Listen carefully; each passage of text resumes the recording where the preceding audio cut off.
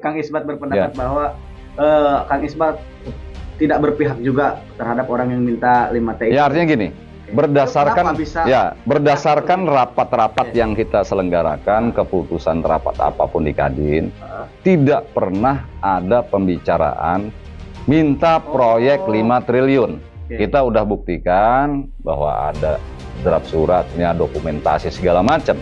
Secara resmi ya organisasi tidak ada. Kita udah sampaikan ke Kadin Indonesia, ke Kementerian Investasi, bahkan ke Polda segala macam, kronologis peristiwa ini seperti apa yang dilakukan oleh Kadin Kota Cilegon selama ini seperti apa, kita udah sampaikan sebenar-benarnya dengan terang benderang, dan tidak ada keputusan rapat. Ya, karena saya WKU 1 bidang organisasi, saya tahu betul harus lalu lintas surat segala macam kan artinya di bawah kendali kita, dan tidak ada itu. Jadi itu murni spontanitas karena kesel komunikasi dengan Cengda, terus kemudian timbul bahasa itu. Intinya bahasa 5 triliun itu minta agar Cengda atau CAA gitu sebagai owner untuk ada keberpihakan terhadap pengusaha lokal. Karena apa? Tadi yang disebut kondisi real di Kota Cilegon, APBD ini posisi defisit, APBN juga fiskalnya lagi jelek. Sehingga harapannya investasi itu bisa memberdayakan pengusaha lokal, sehingga kalau misalnya pengusaha lokal bisa kerja di situ, ada misalnya penyerapan tenaga kerjanya, ada juga pajaknya, gitu kan ya. Jadi banyak hal yang bisa kita dapat. Artinya multiplier effect daripada investasi itu ada di daerah gitu loh.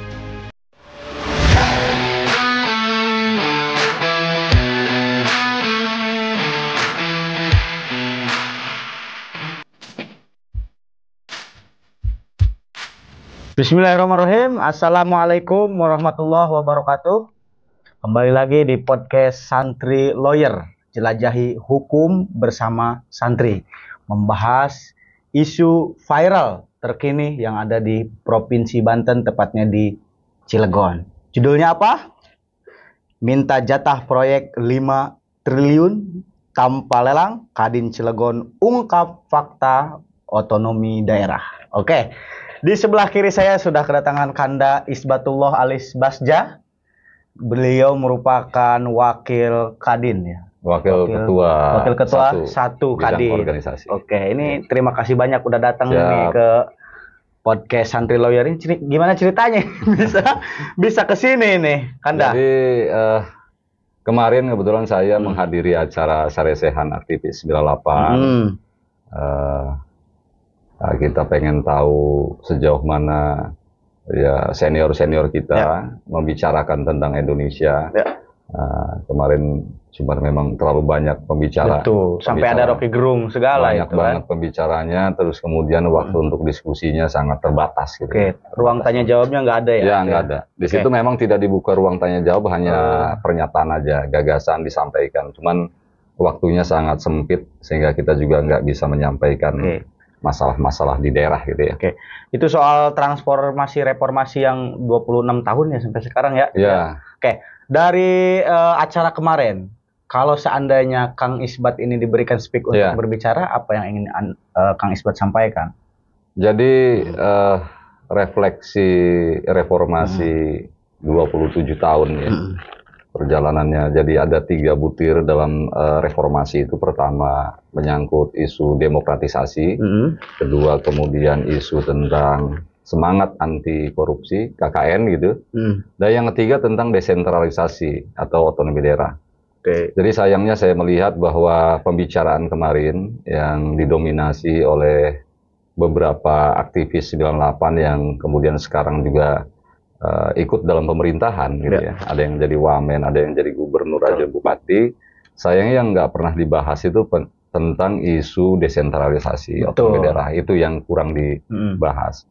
Kalau kita lihat memang perkembangan hampir 25 bahkan 27 tahun ini terakhir, bahwa demokratisasi ya sudah berjalan gitu ya. Pemilihan berjalan dengan damai segala macam, oke lah dari sisi demokratisasi.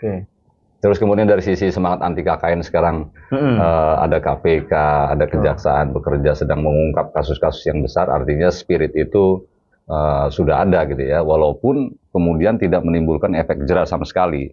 Pasti ada kegagalan sistem sehingga kok setiap koruptor ditangkap, tapi itu tidak mengurangi. Ini kan jadi masalah nih. Sebenarnya akar masalahnya di mana? Tapi yang tidak dibahas dalam pertemuan itu adalah menyangkut masalah isu desentralisasi. Padahal ini sangat penting. Karena nggak mungkin kita membangun Indonesia ini hanya Jakarta, gitu ya. Faktanya bahwa hampir 60-70% uang yang beredar di Indonesia itu terkonsentrasi di Jakarta. Itu fakta, gitu ya. Bisa dicek nanti di datanya. Nah, artinya pembagian keuangan antara pusat dan daerah menurut saya ini ada masalah, gitu ya. Nah, kalau kita tidak mampu membangun daerah, terus kemudian ekonomi nggak kuat, maka ya Republik ini lemah, gitu. Jadi semangat desentralisasi ini rupanya meredup yang kita baca, gitu. Apalagi setelah beberapa kali undang-undang pemerintah daerah itu direvisi, kewenangan dari wali kota, bupati, terus kemudian gubernur juga sekarang dipretelin ya, dalam tanda petik dipretelin. Sehingga ketika kita mengurus perizinan segala macam itu lebih banyak kemudian dikuasai oleh kementerian. Ya, kembali lagi ke pusat. Kembali lagi, jadi trennya adalah sentralisasi lagi, gitu. Padahal udah ada otonomi daerah. Padahal ada gagasan. Gimana? Slogan doang apa gimana? Jadi ini akhirnya jadi slogan, gitu, sayang, gitu ya. Salah satu butir reformasi tadi disebut bahwa itu desentralisasi. Nah, ternyata sekarang bukan desentralisasi. Jadi trennya tuh yang kita lihat adalah sentralisasi lagi, gitu ya. Misalkan begini, saya mau ngasih contoh. Kemarin kejadian misalkan viral terkait dengan masalah Kadin Cilegon, terus apa kemudian. Itu maksud sebenarnya, nah, Kang? Jadi gini. Terlibat di sana. Saya lihat di Betul, Indonesia ada, gitu. ya. Memang saya terlibat di dalamnya, ada di dalam video itu, tapi saya tidak termasuk, mungkin tidak sepakat secara pribadi terkait dengan masalah permintaan proyek yang 5 triliun tambah tender. Karena itu menurut saya, menurut kami ini nggak masuk akal, gitu ya. Kita sebelumnya sudah melakukan beberapa kali rapat ya, formal kita mengundang pihak owner, dalam hal ini Chandra Asri dan Syaa, terus kemudian kita juga undang pihak Menkon. Menkon itu ada Chengda Engineering, joint operation dengan Total Bangun Persada, terus kemudian juga ada PP sama SGI.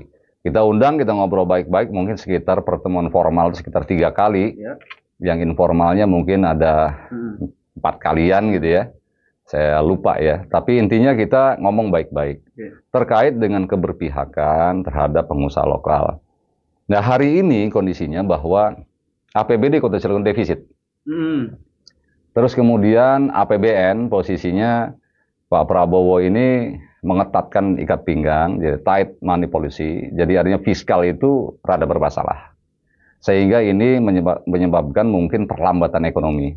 Padahal Cilegon dikenal sebagai kota industri. Kota industri dan termasuk kota terkaya di Indonesia. Pertanyaan kritiknya, kenapa bisa defisit? Nah, jadi saya nggak tahu juga ya, urusan bisa defisit seperti apa, secara teknis kita nggak tahu, tapi intinya memang ya beberapa kali sebenarnya terjadi defisit di APBD Cilegon, gitu ya. Nah, kita melihat bahwa begini, Cilegon itu punya APBD mungkin 5 tahun terakhir ini flat, di angka sekitar 2 triliun kurang lebih ya. Kalau Banten kan sekitar 10-11 triliun, kalau Cilegon itu flat di angka sekitar 2 triliun. Nah, kalau kita membandingkan angka APBD dengan misalkan PDRB, ya ada indikator makro. PDRB itu total aktivitas ekonomi di Cilegon selama 1 tahun itu dari 2017 ke 2023 itu angkanya sangat fantastis. Nggak kurang dari rata-rata mungkin di atas 100 triliun rupiah. Artinya putaran ekonomi itu begitu besar, didominasi oleh industri manufaktur sekitar 60%, sisanya perdagangan dan lain-lain. Itu sekitar 100 triliun. Tapi anehnya 100 triliun ini efek retasnya berarti rendah. Ya. Logikanya kalau misalkan ada putaran uang di Kota Cilegon 100 triliun, APBD-nya minimal 10%-nya lah. Ya. Kalau 10%-nya sekitar kurang lebih berarti 10 triliun. Gitu ya. Kalau sekarang dengan posisi APBD 2 triliun, berat bagi wali kota untuk membangun.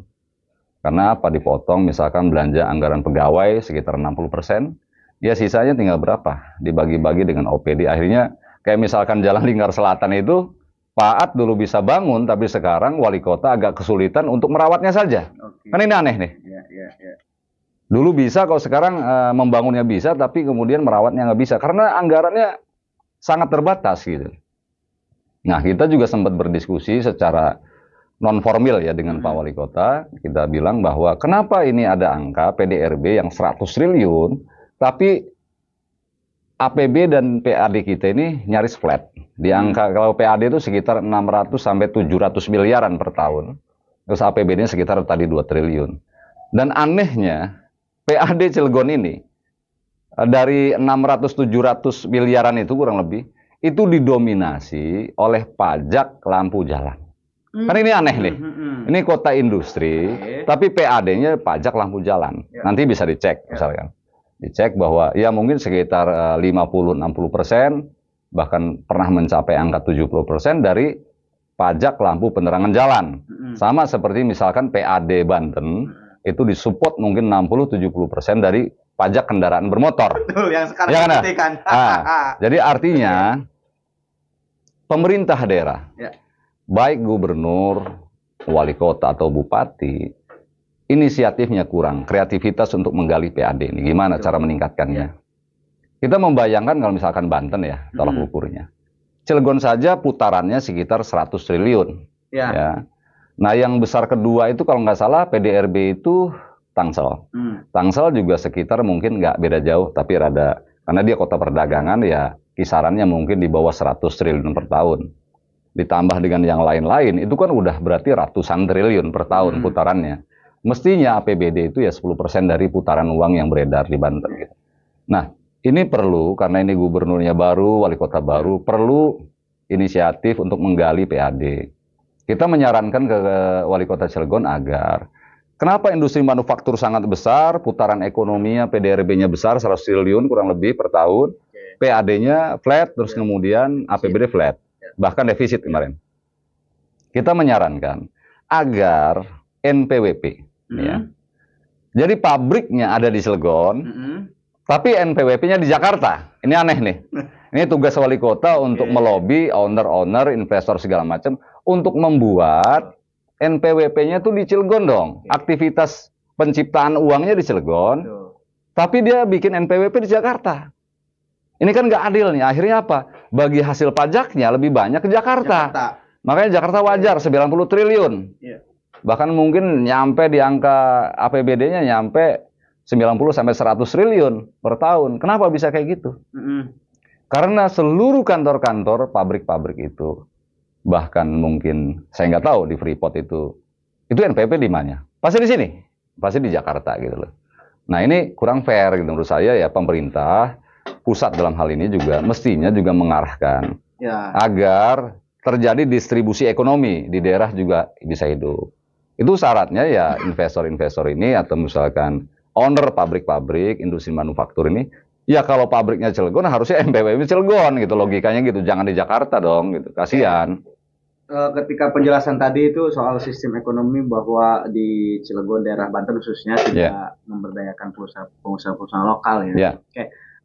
Balik lagi ke isu yang ini. Tadi Kang Isbat berpendapat bahwa Kang Isbat tidak berpihak juga terhadap orang yang minta 5T. Ya, artinya gini, berdasarkan rapat-rapat yang kita selenggarakan, keputusan rapat apapun di Kadin, tidak pernah ada pembicaraan minta proyek 5 triliun. Kita udah buktikan bahwa ada draft suratnya, dokumentasi segala macam. Secara resmi ya organisasi tidak ada.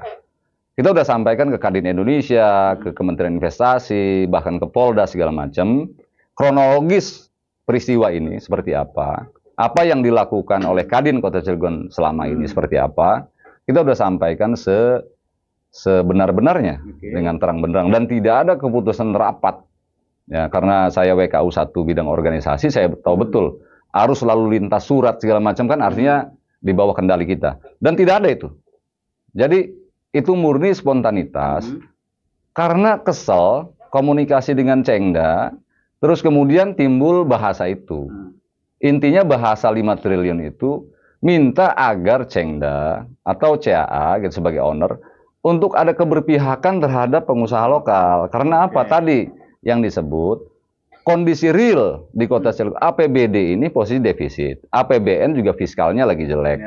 Sehingga harapannya investasi itu bisa memberdayakan pengusaha lokal, sehingga kalau misalnya pengusaha lokal bisa kerja di situ, ada misalnya penyerapan tenaga kerjanya, ada juga pajaknya, gitu kan ya. Jadi banyak hal yang bisa kita dapat. Artinya multiplier effect daripada investasi itu ada di daerah gitu loh.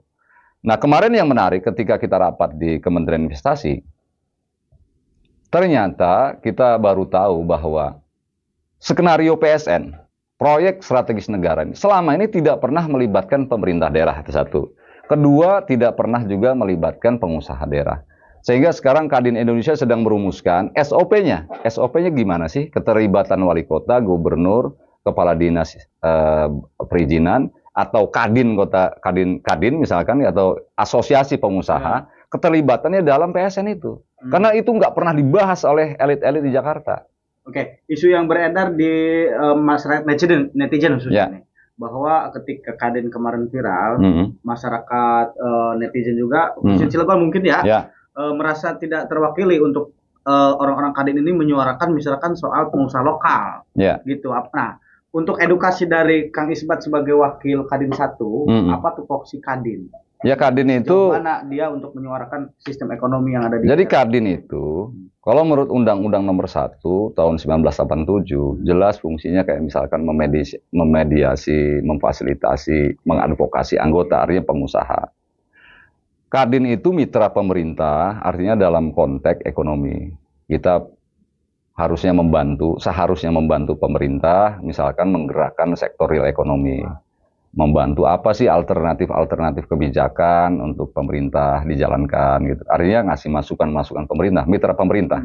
Tapi yang harus menjadi catatan, Kadin Kota Cilegon, selama saya aktif di Kadin Cilegon dari zaman almarhum Haji Sam, dari tahun 2007 sampai sekarang, Kadin Kota Cilegon, walaupun lembaga negara, ya, karena ada undang-undangnya, kita Kadin Kota Cilegon tidak pernah dapat atau misalkan kita tidak pernah mengajukan misalkan bantuan kepada pemerintah.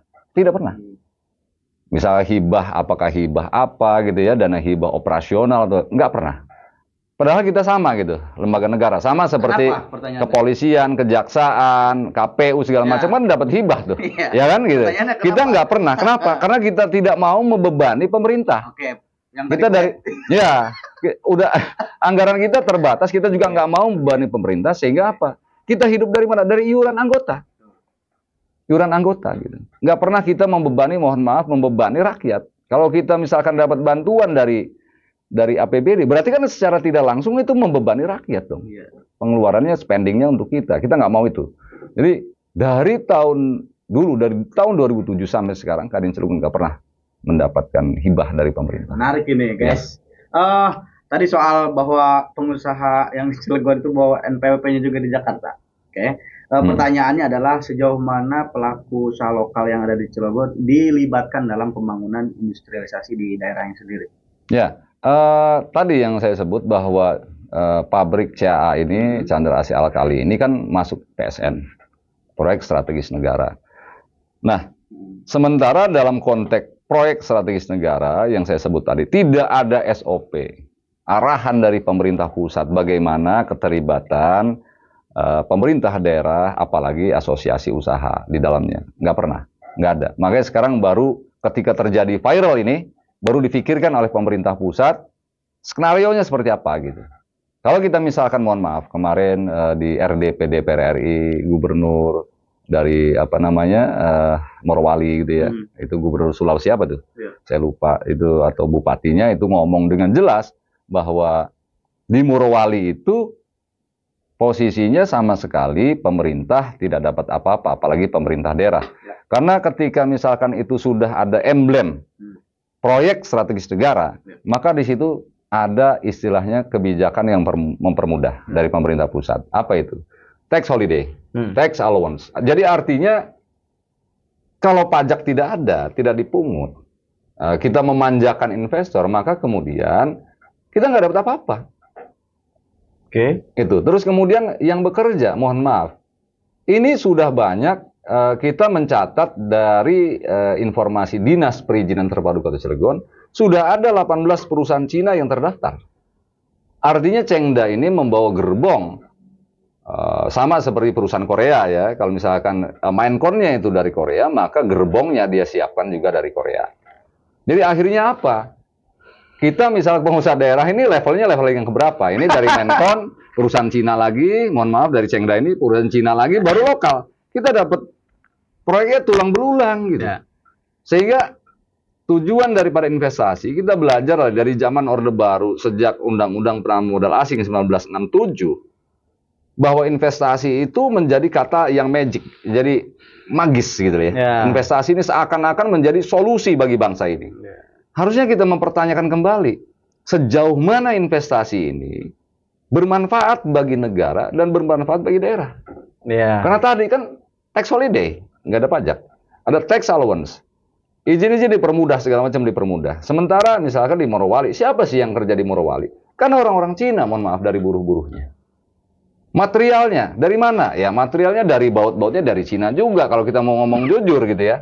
Nah sekarang apakah pola di Morowali itu mau ditaruh di Cilegon gitu? Ya, kan kasihan daerah ini. Artinya Cilegon ini jangan sampai kasusnya seperti di Morowali. Kita nggak mau tuh gitu. Ibarat beginilah, saya orang Cilegon, tuan rumah di Cilegon.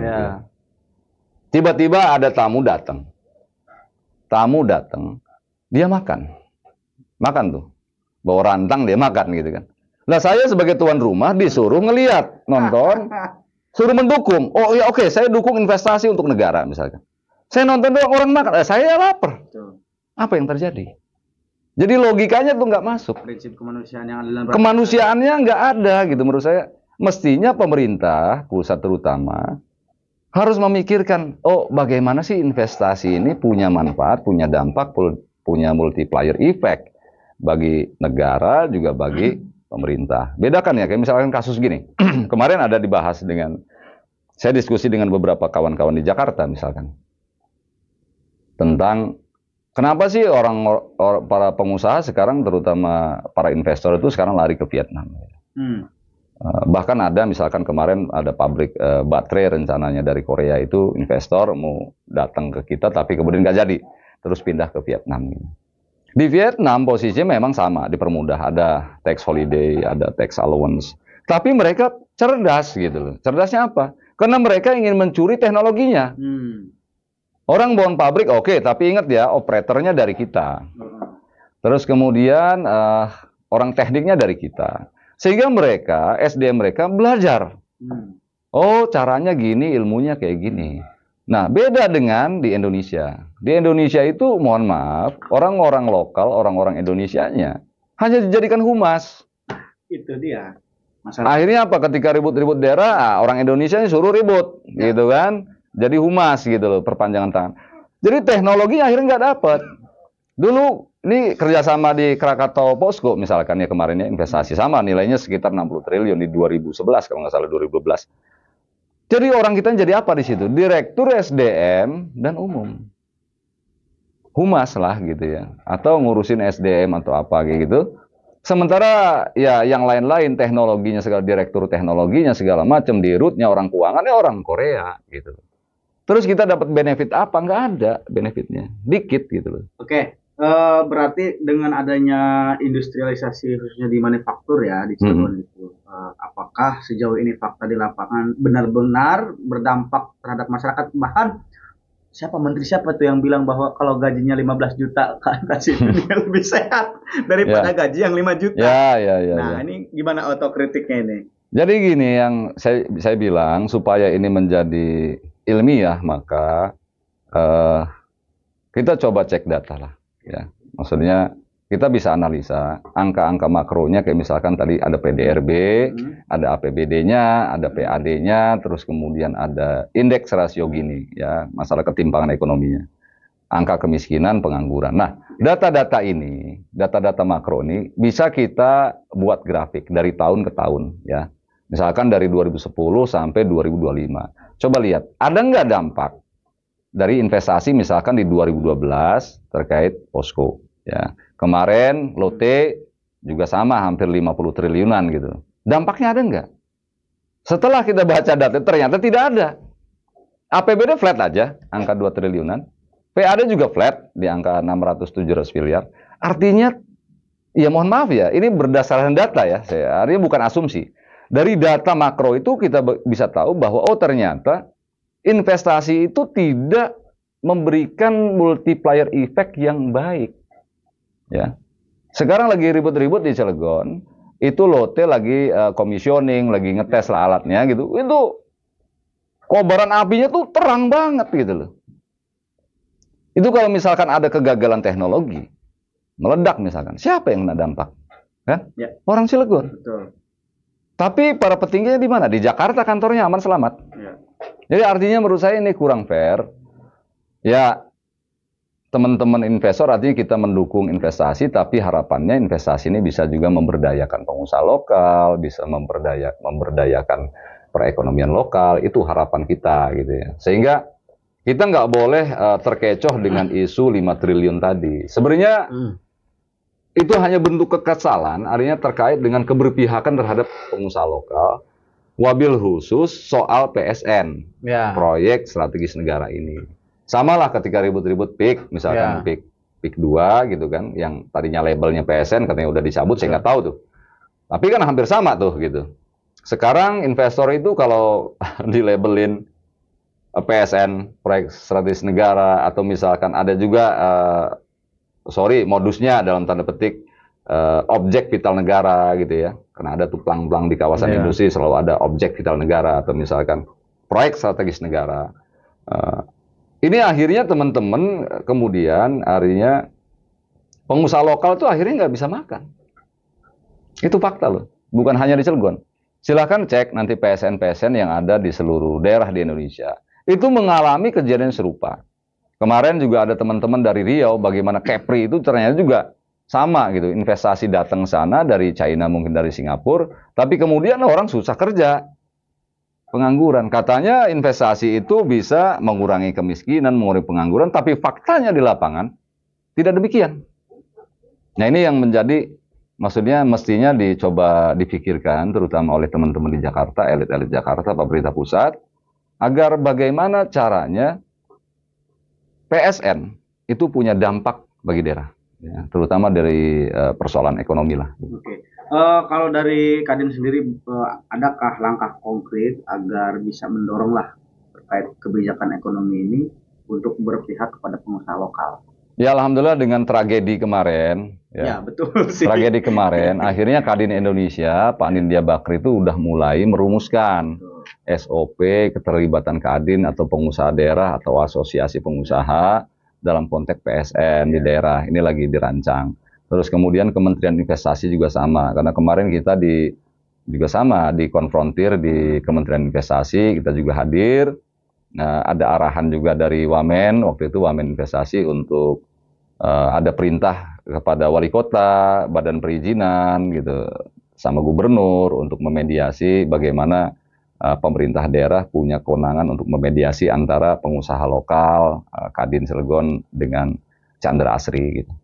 Oke. Terakhir nih, Kang Isbat, pesan dari Kang Isbat setelah kita ini merayakan 26 tahun reformasi ini, yang pada faktanya tadi dari podcast ini kita melihat bahwa desentralisasi ekonomi atau otonomi daerah tidak sepenuhnya benar-benar dirasakan oleh masyarakat daerah. Betul. Justru bahwa kasus-kasus yang di Banten ini sangat pelik sekali ya, betul. Khususnya soal PSN PIK 2, bahwa masyarakat daerahnya, mohon maaf dalam tanda kutip, ketika kerja di PIK 2 bukan apa yang dibilang sama Kak Isbat. Mau kerja gimana? Karena angkatan kerja kita di Banten didominasi 70% lulusan SD, itu fakta. Nah itu dia. Gimana mau kerja itu? Gimana nih harusnya pesan dari Kang Isbat ini soal membicarakan otonomi daerah dan reformasi ini? Ya, refleksi karena ini adalah momentumnya kemarin. Reformasi 98 sudah 27 tahun kita ini berjalan ya pasca Orde Baru, tapi kita melihat belum ada perubahan-perubahan yang berarti. Oke lah ada demokrasi politik, tapi demokrasi politik itu menjadi percuma kalau tidak ada demokrasi ekonomi. Demokrasi ekonomi itu pengejauhan tahannya salah satunya desentralisasi ekonomi di daerah. Itu artinya mestinya pemerintah pusat berpikir bagaimana kewenangan-kewenangan gubernur, bupati itu ditambah gitu ya. Kalau sekarang kan posisi mohon maaf kewenangan wali kota itu sangat terbatas sekali. Terus gubernur juga kewenangannya terbatas. Jadi harapan kita karena kita bicara tentang reformasi mestinya desentralisasi itu dijalankan gitu. Otonomi daerah itu dijalankan. Kasihlah kewenangan gubernur, bupati, wali kota untuk mengurus rumah tangga daerahnya sendiri kecuali hal-hal yang sifatnya tadi urusan moneter, urusan fiskal, urusan misalkan hubungan luar negeri, oke lah itu kan pemerintah pusat. Tapi artinya masa izin-izin harus dari kementerian? Menurut saya nggak masuk akal gitu. Karena apa? Kalau misalkan orang bikin perizinan di sini, sementara situasi di daerah tidak mengetahui, ini kan kurang fair menurut saya. Masa IUP, misalkan IUP aja, izin usaha pertambangan, itu harus di kementerian gitu. Kenapa sih nggak hanya gubernur atau misalkan wali kota gitu kan? Seperti dulu lagi lah ketika ya tahun 2000-an ke atas itu masih kewenangannya masih ada tuh. Tapi kemudian direvisi nih Undang-Undang Pemerintah Daerah. Beberapa kali direvisi yang intinya revisi itu trennya adalah sentralisasi lagi. Perizinan sekarang diurusnya ke pusat lagi. Akhirnya kewenangannya lemah gubernur sama wali kota. Menurut saya efektifnya ke depan harapan kita ini dikembalikan lagi kewenangan ini ke gubernur, ke wali kota supaya tidak ada misalkan malpraktek dalam kekuasaan, semestinya pengawasannya diperkuat. Jadi bukan kewenangan yang dicabut. Betul. Ini kan kewenangannya dicabut, terus kemudian pengawasan juga diperketat. Ya mestinya ketika kewenangan ini besar, maka ya pengawasan juga besar gitu. Jadi taruhlah kejaksaan atau KPK yang ngawasin tuh. Tapi kewenangannya kasihlah ke mereka, kesian gitu.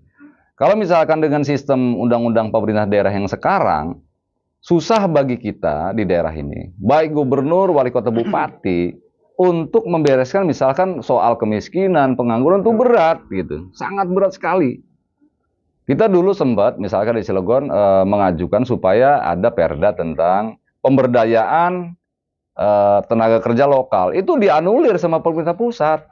Terus gimana gitu? Pemerintah daerah nih ingin berbuat nih gimana caranya mengurangi pengangguran gitu. Tapi kemudian ketika dibuat aturannya bahwa 70% atau 60% tenaga kerja itu ketika ada investasi, ada pabrik baru, maka harus memprioritaskan tenaga kerja lokal gitu. Itu dianulir sama Kemendagri. Itu juga sebagai janji kampanye politik. Nah, Wagub Provinsi Banten itu. Oh gitu. Nah, gitu kan ya? Ya. Jadi susah gitu karena kewenangannya nggak ada gitu. Baik pemerintah daerah di tinggat provinsi, kota, kabupaten ini lemah kewenangannya sehingga susah bagi mereka, mohon maaf, untuk menyelesaikan problem pengangguran, kemiskinan, terus kemudian disparitas pembangunan antar wilayah daerah gitu, terus kemudian urusan yang lain-lain susah gitu. Oke. Terakhir nih, Kang Isbat sebagai closing statement bahwa beredar lah ya di medsos isu hukum yang menyudutkan Kang Isbat ya, sebagai pribadi dan juga sebagai dari Kadin gitu. Apa klarifikasi dari Kang Isbat dari fenomena viral ini? Ya, memang kita dikasih surat itu 2. Nanti kita akan tentunya kooperatif dengan kepolisian ya tentunya. Tapi memang sangat disayangkan ini. Disayangkannya dalam situasi Kadin seperti ini, kita lagi posisi coba membangun trust kembali Kadin Cilegon ini. Kita sedang berupaya untuk membersihkan nama. Sejauh yang saya tahu gitu bahwa tidak ada keputusan apapun terkait dengan permintaan 5 triliun tanpa tender itu tidak ada dalam keputusan organisasi. Nah, di saat upaya yang kita sedang galang ini kita sedang lakukan, tiba-tiba ada urusan urusan undang-undang ITE yang menurut saya yang nggak ngerti juga gitu ya urusannya seperti apa, tapi itu jelas itu dilakukan oleh aktor-aktor tertentu yang memang menambah situasi yang nggak baik gitu di daerah gitu, suasananya jadi ketika ini lagi runyem tambah runyem. Oke. Terima kasih Kang Isbat sudah memberikan informasi yang sangat berharga bagi khususnya masyarakat netizen ya di seluruh Indonesia, wabil khusus di Provinsi Banten mengenai fenomena yang viral kemarin. Terima kasih, semoga Anda sehat selalu. Siap. Sukses pokoknya Insyaallah. untuk keberpihakan untuk memajukan pengusaha-pengusaha lokal yang ada di Cilegon. Oke. Saya ucapkan terima kasih. Wallahul muwaffiq ila aqwamit thoriq. Wassalamualaikum warahmatullahi wabarakatuh. Waalaikumsalam Hidup pengusaha warahmatullahi wabarakatuh. lokal.